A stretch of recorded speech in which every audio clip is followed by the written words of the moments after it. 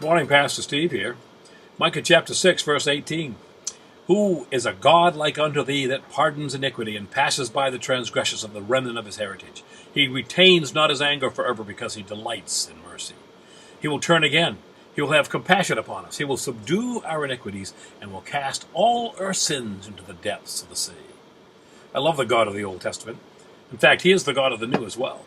Many people divide him into two, but really that's not correct.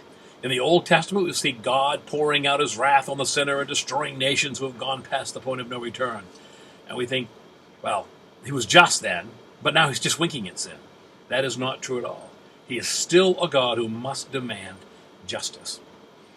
But the difference in that part of the narrative is simply John 3:16 and Romans 5:8. God, instead of pouring out his wrath on we who deserve it, instead came down in human form, Emmanuel, God with us, and lived a life on earth without sin, and then accepted the whole brunt of the wrath of God for those who believe. We'll never have to experience that. God delights in mercy, always has and always will. He also demands justice, always has, always will. And when we receive the beloved Son of God, we are placed in a position of purity and holiness, all and only because of Jesus. Then we can be those of whom it is said, he will subdue our iniquities, will cast all our sins into the depths of the sea. Jerry Bridges said, to be justified means more than to be declared not guilty.